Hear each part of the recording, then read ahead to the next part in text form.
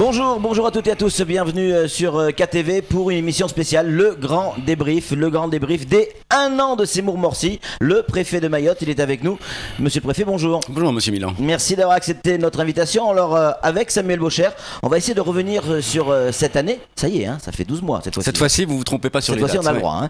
Hein. Donc 1 an déjà à Mayotte, on va revenir un peu sur le bilan. Alors c'est vrai que c'est toujours un peu particulier de parler de bilan pour un préfet. On parle souvent d'un bilan pour un élu, mais on va quand même se prêter au jeu si vous êtes d'accord. On va commencer avec l'intercommunalité. C'est un grand chantier qui a rapidement abouti. Dès qu'on a commencé à en parler, très vite on a vu les premiers résultats. Qu'est-ce qu'il faut attendre de l'intercommunalité dans les mois qui viennent ? Merci de commencer par cette question-là, parce que tout ce qui permet de structurer et de faire en sorte que les élus travaillent ensemble, ça va dans le bon sens. L'intercommunalité, faut toujours se méfier des mots un peu compliqués. C'est quoi ? C'est des communes qui se rassemblent pour dire il y a un certain nombre de thèmes, un certain nombre de sujets qui nous traversent, qui nous préoccupent, et on le met au pot commun. Et ce pot commun-là permet d'avoir une meilleure action, une meilleure visibilité, une meilleure présence sur le territoire, et peut-être une certaine économie de moyens, non pas dans les réalisations, mais dans la façon de s'organiser pour pouvoir traiter les sujets. Donc c'est extraordinaire. J'en suis moi très très fier. Pas tellement pour le travail qu'on a fait, parce que la méthode était pour ma part très importante. C'est de dire aux communes, avec qui vous voulez travailler. J'aurais pu moi dessiner sur un coin de table quelque chose, et ça a traversé mon esprit. Mais à un moment donné, je me suis dit, qui veut travailler avec qui ? Chacune des communes a délibéré et le périmètre s'est imposé d'eux-mêmes, de lui-même. Et que donc du coup, c'est vraiment des gens qui ont envie d'être ensemble, qui ont décidé de s'associer. Petite Terre, ça a été fait au 1er janvier de cette année. De l'autre côté, c'est pour le 1er janvier de l'année prochaine. C'est ça, quand on dit dans les mois qui viennent, ce qu'il faut attendre, c'est une nouvelle intercommunalité ? Plusieurs. En tout cas, pour la Grande Terre. La Grande Terre, elles vont être découpées en intercommunalités. Dès le mois de janvier. 1er janvier, ils ont délibéré. En ce moment, ils sont en train de travailler sur 2 choses très importantes. La première, c'est qu'est-ce qu'ils mettent au pot commun ? Quels sont les sujets qui vont travailler ensemble ? La deuxième chose, c'est qui va représenter combien par rapport à la population que chaque commune représente. Alors vous aviez à peine mis le pied sur l'île, il y a 1 an, que déjà vous nous parliez de Mayotte 2025. Hein. Vous êtes arrivé avec une feuille de route très claire là-dessus, Mayotte 2025. Donc ça y est, ça fait 1 an. On en a parlé, il y a des choses qui se sont passées. La première pierre, parce qu'à un moment donné, il va falloir passer à la réalisation, la concrétisation matérielle de certaines choses. La première pierre, ça serait laquelle ? Vous l'avez eu, l'hôpital Petite Terre, ouais. Annonce président de la République, c'est dans Mayotte 2025, le Premier ministre est venu faire la première pierre. Plus important à retenir dans Mayotte 2025, et je sais qu'il y a eu une grande impatience de votre part pour dire où est-ce qu'on en est, ça avance pas. C'est que... là aussi, j'ai tenu à ce que ce soit un débat participatif avec les élus. Moi, je suis allé dans toutes les communes, j'ai parlé de Mayotte 2025. Les élus ont réuni plus de 1000 personnes, les élus, président du conseil économique et social, environnemental, ils ont réuni plus de 1000 personnes pour arriver à des pistes de travail. On ne voulait pas faire un catalogue, un bottin comme ça, on voulait avoir des mesures phares, des mesures clés. L'autre chose sur laquelle je tiens à insister, mais vous y êtes pour beaucoup, au-delà du fait que vous avez eu la gentillesse de relayer les débats, c'est que... il faut du concret. Et c'est la première question que vous m'avez posée sur Mayotte 2025. Donc tous les 3 mois, et à la fin septembre, on va avoir le premier comité de pilotage. Tous les 3 mois, on va prendre le tableau, il est prêt. Et on va dire c'est fait, c'est pas fait, où est-ce qu'on en est ? Et que ça, c'est quelque chose qui, pour moi, m'apparaît essentiel. Mayotte 2025, c'est 6 thèmes majeurs avec des actions qui concernent la jeunesse, qui concernent l'emploi, qui concernent l'éducation, qui concernent notre université, qui concernent les travaux d'assainissement, qui concernent les études que l'on doit mener pour améliorer la circulation. C'est de la vie quotidienne au jour le jour. Et donc, du coup, Mayotte 2025, c'est ce que dit le Premier ministre. Mayotte 2025, c'est pas ce qu'on fera en 2025, c'est ce qu'on a déjà commencé à faire. Les constructions d'écoles, qui est un autre sujet que j'espère qu'on abordera. Les constructions d'écoles, c'est aussi du Mayotte 2025, c'est plus de 10 millions par an qui vont venir pour pouvoir faire en sorte qu'on réduise jour après jour tous les problèmes qu'il y a avec notamment les rotations, les problèmes de cantine, enfin voilà, c'est tout ça qui compte. En 1 an, monsieur le préfet, en 1 an, comme ça, la première idée qui vous vient en tête, quelle est la plus belle réalisation pour vous, celle dont vous êtes le plus fier, en dehors, s'il vous plaît, de Mayotte 2025 ? Je crois que c'est la responsabilisation et la participation de tout un chacun à leur propre avenir. Cette prise en main par chacun. On est passé d'un moment où on attend tout de l'État en règle générale à un État partenaire pour toutes les actions et toutes les initiatives. Les élus prennent leur part de responsabilité là-dedans. Le président du conseil départemental nous a dit qu'il avait une feuille de route lui aussi claire avec sa majorité pour qu'on fasse en sorte que l'on avance. Vous savez, j'ai vraiment beaucoup de mal à vous dire s'il y avait une chose à retenir, mais enfin, réussir à débloquer 700 millions d'euros pour notre département pour les 5 années qui viennent, ça donne à y respirer. Hein. L'inverse, un échec, s'il devait y en avoir un, forcément il y en a. En boutade, je dirais de ne pas vous avoir complètement convaincu qu'il fallait être beaucoup plus optimiste tous les jours. Mais il fallait vous y attendre. Sans aucun doute la sécurité. Sans aucun doute la sécurité. On va en parler dans quelques instants. Je crois que ça ne peut pas durer. Justement, c'est Samuel Bocher qui va revenir sur l'insécurité, Samuel. Hein. Ouais, on a le sentiment que les actions de l'État ont été multiples, qu'elles se sont peut-être même un peu éparpillées, mais le volet sécuritaire n'est pas apparu prioritaire. Pour quelle raison et faut-il attendre qu'il soit trop tard ? Non, je partage pas tout à fait ce que vous dites. Le Premier ministre a dit clairement que c'était un sujet crucial qui doit être traité au jour le jour, avec certes des moyens, mais des actions aussi collectives. Des moyens, il les a annoncés. On a des effectifs complémentaires, on a un nouveau CRA qui va ouvrir, on a des agents de la police aux frontières qui ont été nommés, on a des gendarmes complémentaires qui sont maintenant sur le territoire. Les moyens, c'est une chose, mais il a tenu à dire, comme c'est au jour le jour, c'est pas du Mayotte 2025. C'est véritablement une adaptation que l'on doit faire tous les jours. Vous avez vu cet été avec les services, ils font ça tout le temps. D'être sur le terrain, d'être sur le territoire, à mener des actions. Mais j'ai tenu à les accompagner, que ce soit à Msamboro, que ce soit sur de la délinquance routière, que ce soit sur des problèmes de circulation. J'ai tenu à être à leur côté et je vais continuer tous les jours là-dessus. L'agression qui a eu lieu de cette avocate hier m'affecte particulièrement parce que il y a des professions qui sont essentielles à notre vie quotidienne et ces professions sont la cible d'actes inadmissibles. Je vais demander à rencontrer le bâtonnier pour en discuter avec lui, de la même manière que je vais rencontrer des professionnels de santé. C'est de la même manière, on a rencontré également des personnels de l'éducation. Tous ces sujets-là, c'est une préoccupation. Il faut être à leur côté, il faut comprendre leurs problèmes, il faut essayer de donner les moyens qui vont avec. C'est ça surtout, parce que oui. C'est ce qu'ils attendent. Oui, la compréhension, évidemment, mais une visibilité est importante. C'est-à-dire qu'il faut montrer au jour le jour que on ne reste pas comme des spectateurs des problèmes que rencontrent nos concitoyens. Et il n'y a pas que ces professions-là.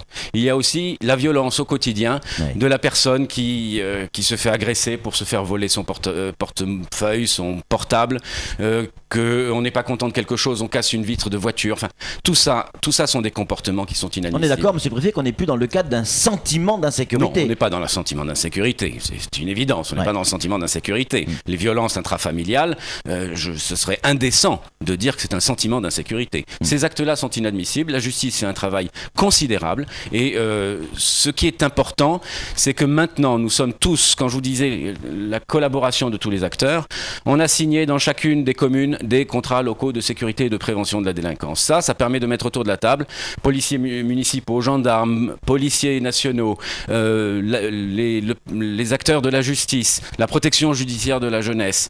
Ça permet de mettre les associations, ça permet de mettre parfois les parents, ça permet de dire quels sont les moyens qu'on va devoir mobiliser. Je le prends souvent comme exemple, qui est de dire il faut de la vidéoprotection, par exemple. La vidéoprotection sans éclairage public, ça va pas. L'éclairage public, c'est pas encore moi. Mais la vidéoprotection, j'ai l'argent qui est prêt à être débloqué dès lors qu'on aura le schéma qui va bien avec. Quand vous nous dites toujours sur la sécurité, plus de visibilité, ça veut dire quoi? Que on va pouvoir voir ou revoir ce que vous avez déjà essayé de mettre en place du côté de Msamboro, peut-être des militaires dans la rue? Et Msamboro continue à être à Msamboro toutes les semaines. Hein. Je parle des militaires, notamment des légionnaires. Oui, mais les légionnaires ne sont pas formés pour faire cette action d'investigation et de terrain.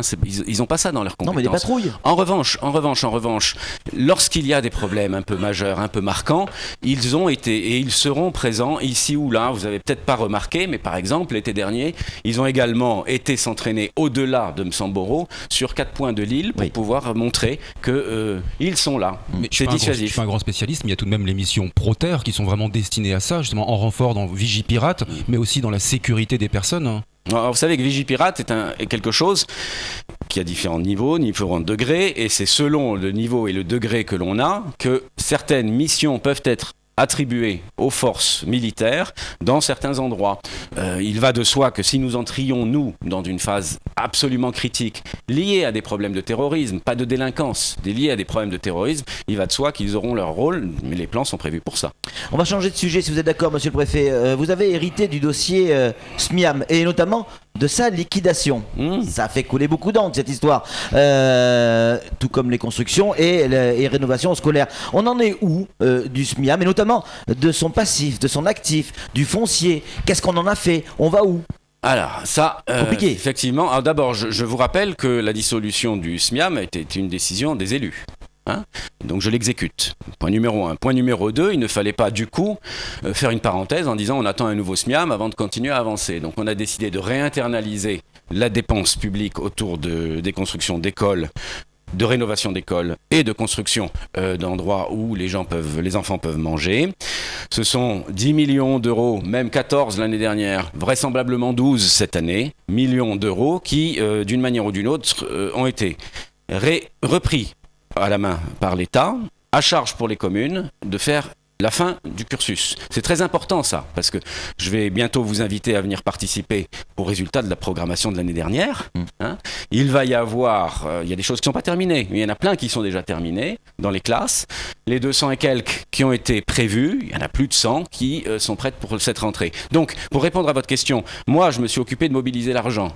Et le gouvernement était derrière. Manuel Valls l'a dit clairement, Madame Paul Angevin et Madame Belkacem également quand elles sont venues. L'argent est là. Une fois qu'on a fait l'argent, il faut viser quels sont les endroits où on va construire. Troisième chose, c'est est-ce qu'il faut préparer l'appel d'offres. Ça, c'est côté État. On publie l'appel d'offres, c'est communes. On suit les travaux, c'est les communes. Voilà. À charge pour eux de faire la dernière part du sujet. Mais dernière chose qui est très très importante, parce que dans la dissolution du SMIAM, vous m'avez dit où est-ce qu'on en est de l'actif et du passif et du foncier. Sur le foncier, plus le temps passe, plus on se rend compte qu'il y a du foncier hybride. C'est-à-dire qu'on n'est pas sûr à qui appartient le terrain sur lequel l'école a été construite. Ça pose problème. Un foncier qui n'est pas forcément clair. Point numéro 1. Point numéro 2, c'est actif-passif. Pour le moment, je vois bien le passif. Pour ce qui est de l'actif, j'attends de voir. Donc on continue. C'est bien pour ça que ce que l'on va faire maintenant, après avoir passé cette phase d'urgence l'année dernière et cette année où il fallait amorcer la pompe, en fin de cette année, on va essayer d'embrasser la chose de façon pluriannuelle, c'est-à-dire qu'on va saisir toutes les communes pour dire maintenant à 2, 3, 4, 5 ans où est-ce qu'on doit aller pour se remettre à niveau. C'est important. Oui. Et je termine juste parce que c'est une vraie inquiétude des élus qui était de dire mais il y a des chantiers du SMIAM qui sont inachevés. Qu'est-ce qu'on fait? Ma première réaction était quand même de dire je ne vais pas payer 2 fois.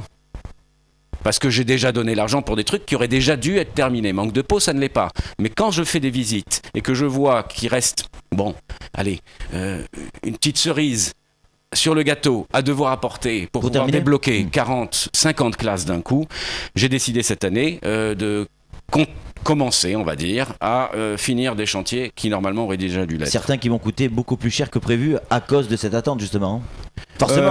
Forcément. Je crois que le dérapage date d'avant. Ouais. C'est-à-dire, ça coûte déjà plus cher que ce qui avait été, que ce qui a été donné. Est-ce que vous allez être en mesure, monsieur le préfet, de respecter la promesse de François Hollande, à savoir 600 salles de classe avant la fin de son quinquennat? Est-ce que c'est encore jouable? Ou il va falloir revoir ça à la baisse? À partir du moment où c'est la promesse du président, je m'y engage. Mais je vous dis simplement 200 l'année dernière, plus de 130 cette année. Ça fait 2. Voilà. C'est jouable? On fera tout pour. On en est où sur les dossiers CCI et nos chambres consulaires d'une manière générale? Là aussi, vous êtes intervenu sur la CCI avec une espèce de Dream Team CCI pour essayer de redresser tout ça. On en est où aujourd'hui? Alors, la mise sous tutelle date de janvier, oui. C'est-à-dire qu'il y a eu un rapport qui a dit ça ne peut pas continuer comme ça. J'ai 3 missions. D'abord, il fallait boucler le budget 2013. 2012. Commencer par celui de 2012, oui. Celui de 2012, qui n'était pas fait, c'est fait. Celui de budget 2013, normalement on va acter que c'est réglé. Et ensuite celui de l'année en cours, c'est une discussion qu'on doit avoir avec le président du conseil départemental parce qu'il y a un petit sujet qui concerne la DSP du port. Normalement ma mission aurait dû s'arrêter à ce budget une fois qu'il aura été finalisé. Mais on a envie d'aller un petit peu plus loin, ça rejoint ce que vous disiez sur les chambres consulaires en règle générale.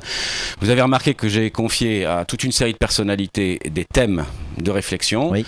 À quoi sert une CCI? Quels sont les moyens d'une CCI? Quels sont les besoins du territoire les entrepreneurs comme les employés comme les employeurs? Quelles sont les ambitions régionales d'une chambre de commerce et d'industrie? Et puis, quelles sont les portes d'entrée partagées entre les différentes chambres consulaires? Puis on n'a pas besoin d'avoir 3 accueils. On n'a pas besoin d'avoir 3 endroits où on peut retirer les dossiers. On n'a pas besoin d'avoir 3 standards téléphoniques.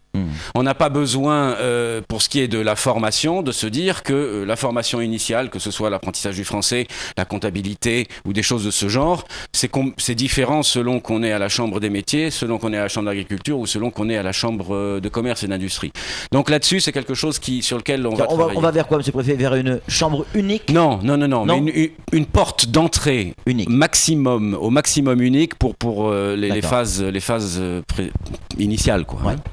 Samuel, la suite. Et il y en a, hein? Oui, alors vous savez que je suis gourmand, monsieur le préfet.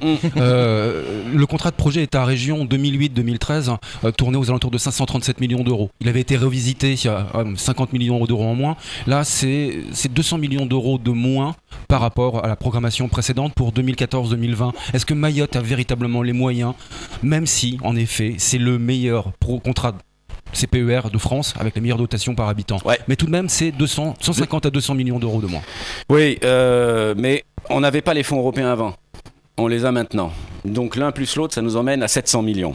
Je vous l'ai dit tout à l'heure, première chose. Deuxième chose, notre gourmandise est importante. Nos besoins sont cruciaux. Mais à un moment donné, faisons avec ce que l'on a et déjà faisons-le bien. Près de 900 euros par habitant, contre 170 et quelques en métropole. C'est quand même quelque chose qui est crucial pour nous. Donc faisons avec ça. Et j'ai souvent eu l'occasion de vous le dire ici. Il y a au-delà des fonds européens et du contrat de plan État-région, il y a, dès lors qu'il y a de bons projets, la possibilité d'aller travailler ici ou là des personnes qui, si elles sont suffisamment convaincues de l'intérêt de tel ou tel investissement, nous accompagneront. Mais vraiment, vous voyez par exemple sur les fonds européens, on a quasiment dépensé d'ores et déjà sur l'enveloppe de cette année tout ce qui concerne la formation. C'est juste quelque chose qui est merveilleux. On a demandé plus, on a plus. Alors monsieur le préfet, tous les ministres qui sont passés ici, et ce quelle que soit leur couleur politique, tous ont dit que l'aquaculture c'était l'avenir de Mayotte, qu'il fallait développer. Or, au bout d'un an, on se retrouve avec Aquamail qui a déposé le bilan. Est-ce que c'est un échec pour vous ? C'est un échec collectif.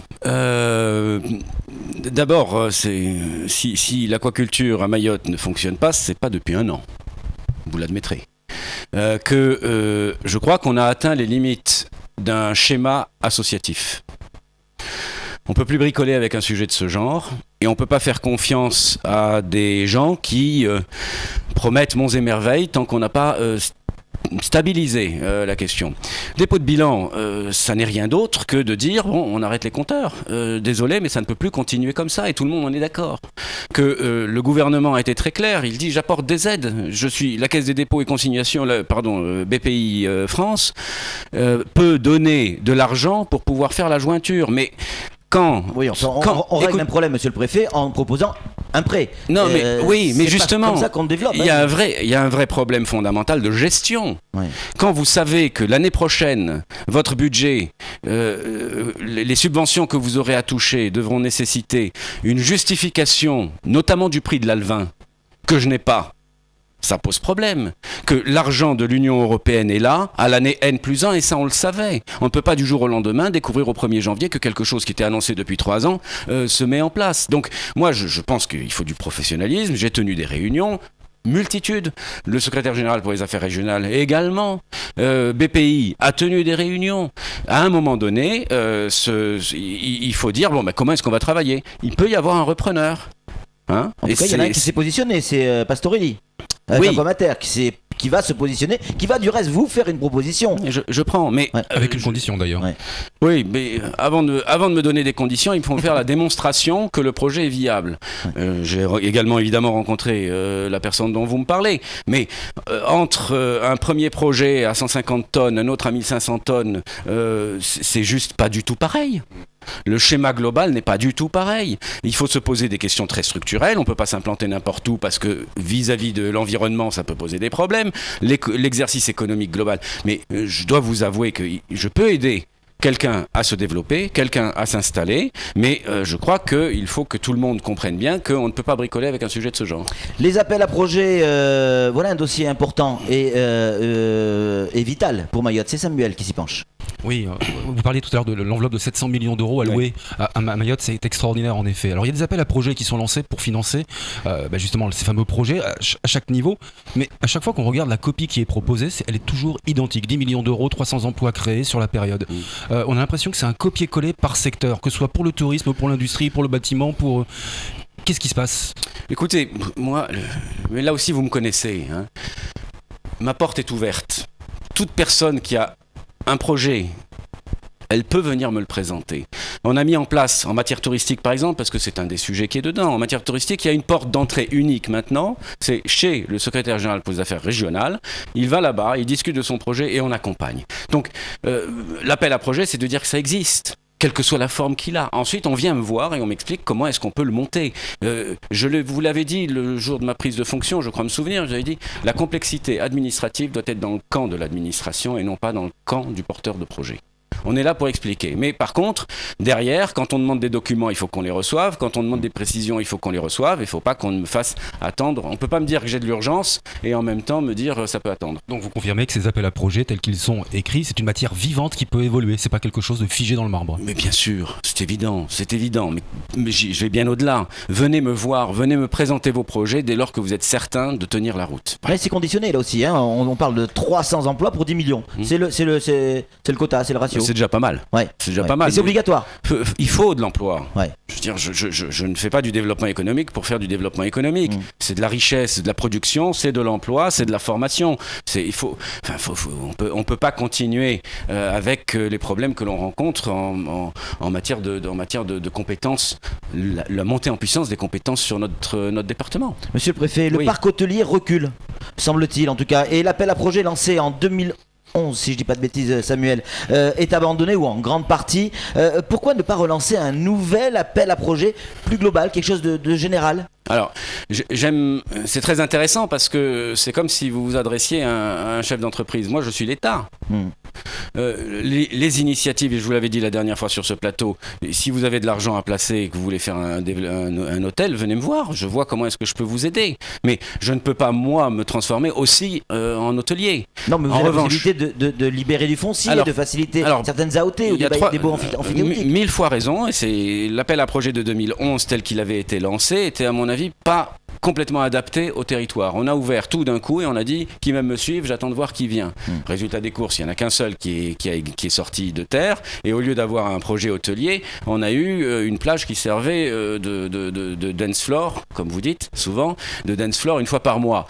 Si c'est ça le développement touristique, c'est pas celui que je veux. Donc ce que l'on dit clairement, c'est qu'il faut qu'il y ait un tourisme de proximité, un tourisme hôtelier de meilleure qualité. On a ouvert une première AOT pour lequel à la fin de ce mois-ci, j'aurai choisi le candidat. 30 dossiers ont été retirés.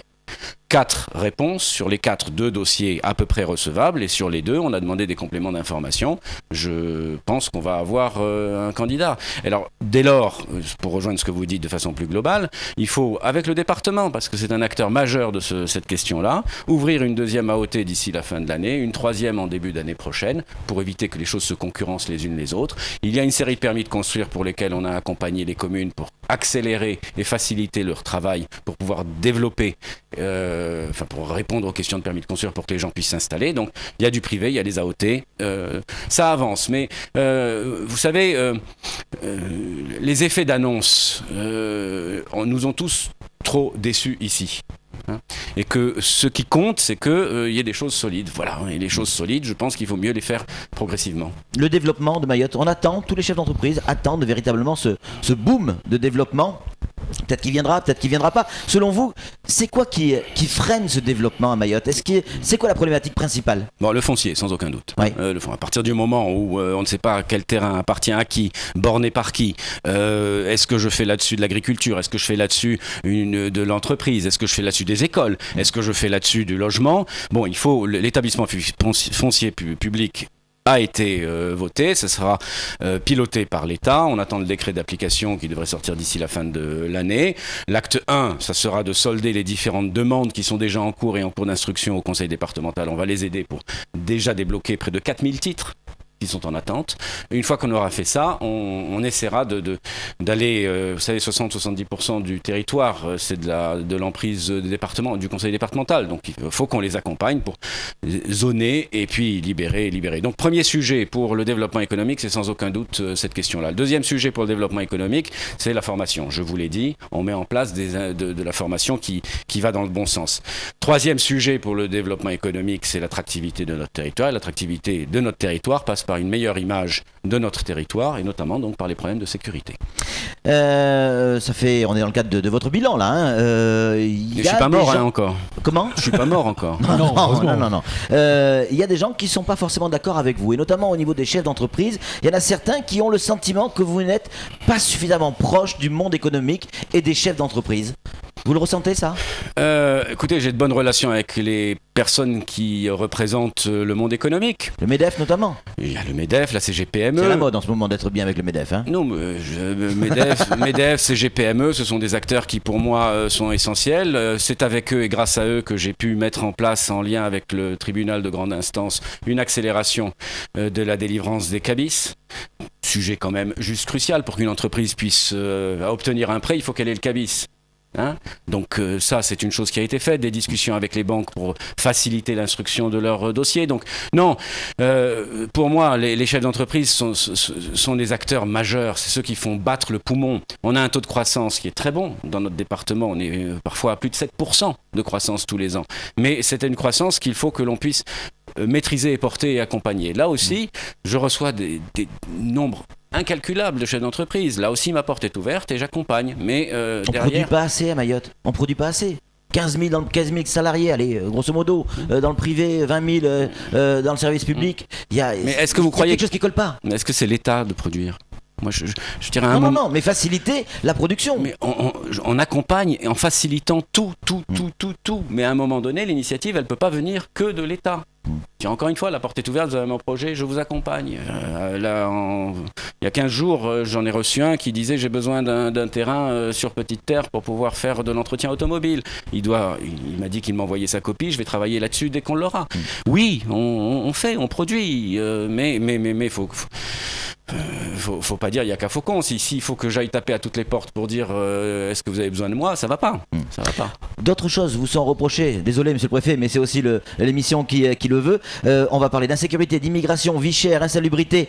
C'est Samuel qui va se pencher là-dessus. Oui, on a déjà un peu évoqué le sujet. Disons que dès que vous êtes arrivé, vous êtes allé sur le terrain à la rencontre des 17 maires, vous avez écouté leurs attentes, souvent aussi leurs besoins et leurs demandes, mais on sent qu'il y a eu une démarche multi-axiale, comme si ça avait été, vous avez voulu faire feu de tout bois, alors que les attentes de la population étaient peut-être un petit peu plus centrées, notamment, Patrick vient de le dire, l'insalubrité, l'immigration, l'insécurité. Et la vie chère. Et la vie chère, bien évidemment. Ces grands dossiers de la société mahoraise, pour la population, c'est un reproche que l'on vous fait, vous ne l'avez pas assez abordé.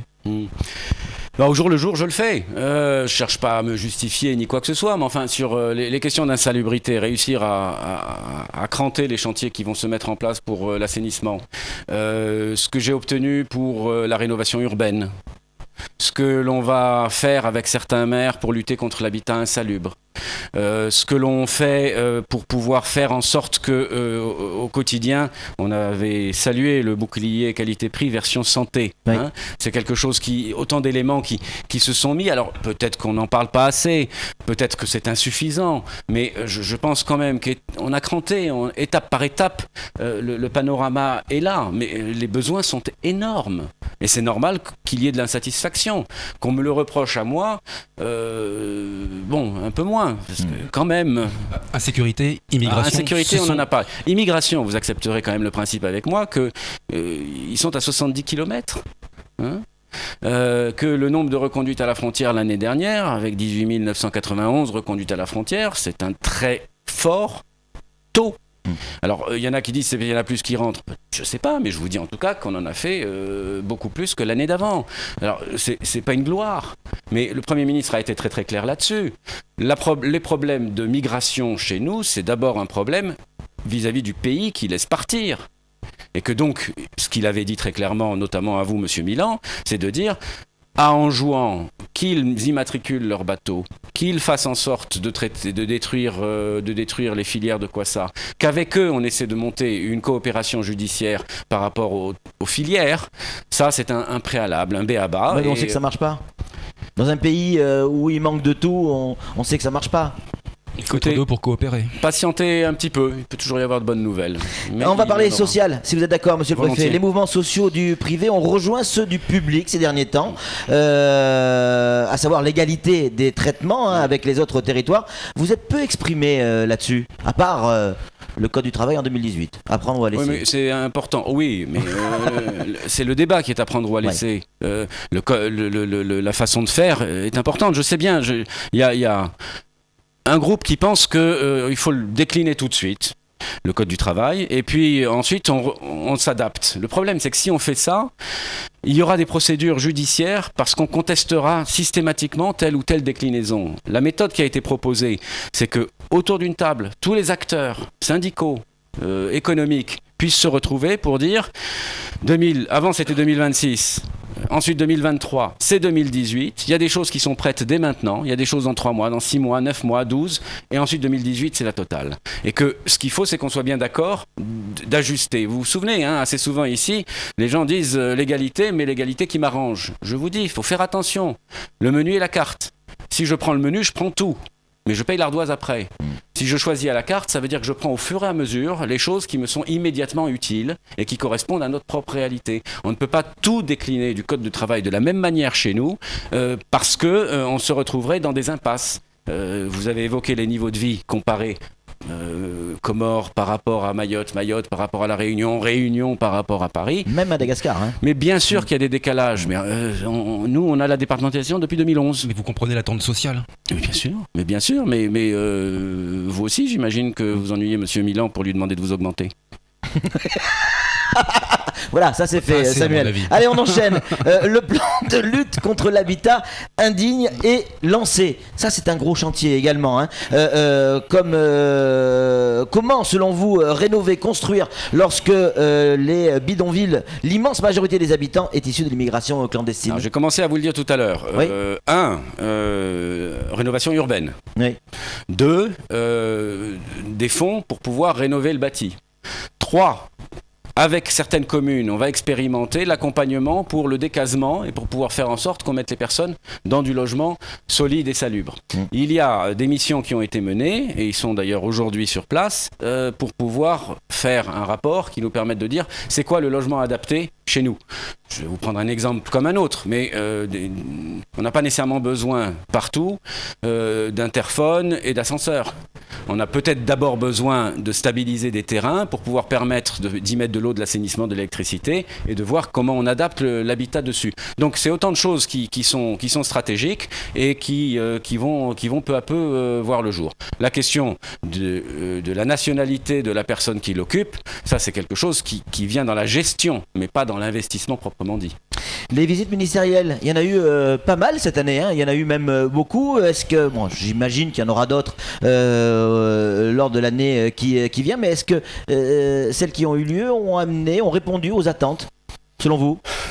Évidemment, lorsque le ministre de l'Intérieur est venu, qui a donné son accord pour qu'on puisse avoir un bâtiment pour accueillir les demandeurs de titres, que ce soit permis de conduire, carte grise, passeport, etc.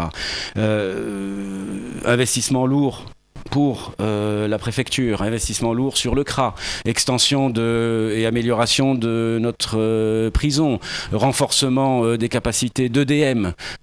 Tout ça, ce sont des choses qui, au-delà de l'annonce, le petit hôpital, l'hôpital de Petite-Terre, pardonnez-moi, mais je veux dire, oui, mais les visites ministérielles qu'on a eues sont venues pour nous annoncer des choses très concrètes. Le Premier ministre, en signant Fonds européens, CPER, Mayotte 2025, les les effectifs, les annonces qu'il a faites sur les internats, 3 internats dont celui du lycée agricole. Bon, je dis pas qu'il faut qu'un ministre, quand il vient, ce soit un carnet de chèques avec plein de choses à faire, mais ils viennent en ayant conscience de la difficulté de notre territoire et ils viennent en nous apportant à tous des réponses qui sont attendues. Il n'y a pas un seul ministre qui est venu et qui n'a pas d'une manière ou d'une autre accompagné les efforts nécessaires pour notre département. Le prochain ministre, c'est qui ? Ils sont tous les bienvenus ici par définition. Allez, c'est déjà l'heure de conclure, monsieur le préfet. S'il y avait une phrase, un mot que vous auriez envie de dire à nos concitoyens, ça serait lequel ? Je suis bien chez vous, parce que je me sens chez moi et la porte est ouverte. C'est surtout ça. Merci beaucoup d'avoir participé à ce grand débrief. Merci également à Samuel Baucher qui nous a accompagnés pour essayer de décortiquer le bilan de Seymour-Morcy. Allez, c'est tout pour ce grand débrief. Tout de suite, la suite de nos programmes.